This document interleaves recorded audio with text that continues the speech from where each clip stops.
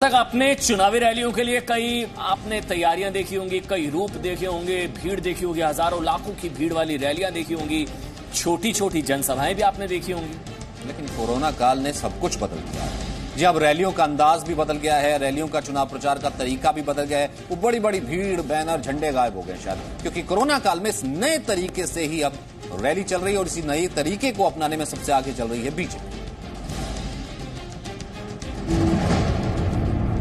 बीते 3 दिन के अंदर बीजेपी ने 3 चुनावी रैलियां की हैं। ये रैलियां बिहार, ओडिशा और पश्चिम बंगाल के लिए हुई हैं। लेकिन खास बात यह है कि इन रैलियों के लिए गृह मंत्री अमित शाह समेत दूसरे बीजेपी नेता उन प्रदेशों में नहीं गए, बल्कि राजधानी दिल्ली में अपने पार्टी मुख्यालय से ही तीनों राज्यों के कार्यकर्ताओं को संबोधित किया।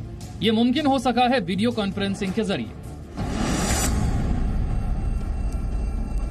पार्टी मुख्यालय में बाकायदा किसी मैदान जैसा चुनावी मंच तैयार किया जाता है, जिसमें पीछे बड़ी सी एलईडी स्क्रीन लगी होती है। मंच पर गृह मंत्री अमित शाह के साथ उन राज्यों के महासचिव और दूसरे बड़े नेता मौजूद रहते हैं। बीजेपी मुख्यालय में कुछ कार्यकर्ता भी मौजूद होते हैं, लेकिन सभी सोशल डिस्टेंसिंग का पालन करते हैं। बीजेपी मुख्यालय से वीडियो कॉन्फ्रेंसिंग के जरिए प्रदेश, शहर और मंडल स्तर के पार्टी मुख्यालयों में रैली दिखाई जाती है, जहां पर मौजूद कार्यकर्ता संबोधन को सुनते हैं।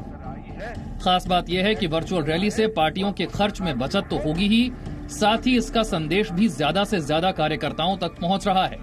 ब्यूरो रिपोर्ट, जी मीडिया।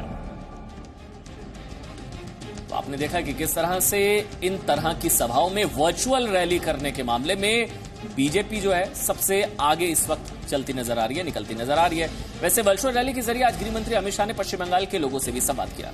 अमित शाह ने बंगाल में राजनीतिक हिंसा को लेकर के पश्चिम बंगाल की ममता सरकार पर निशाना साधा, सवाल खड़ा किया। पूरे देश भर के अंदर जब लोकतंत्र की नींव मजबूत हुई, लोकतंत्र ने अपनी जड़ें जमाई, एकमात्र बंगाल ऐसा राज्य है जहां आज भी राजनीतिक हिंसा का कारोबार चल रहा है, राजनीतिक हिंसा की बोलबाल चल रही है, और राजनीति के अंदर हिंसा का प्राधान्य हिंदुस्तान के किसी भी प्रदेश के अंदर नहीं होना चाहिए। नया जी न्यूज ऐप अब बेहतर फीचर्स के साथ हिंदी, अंग्रेजी के साथ साथ देश की अन्य भाषाओं में भी भारत और दुनिया की तमाम खबरों का अनूठा कलेक्शन। अपनी पसंद के मुताबिक सेट करें होम स्क्रीन पर अपने फेवरेट सेक्शन।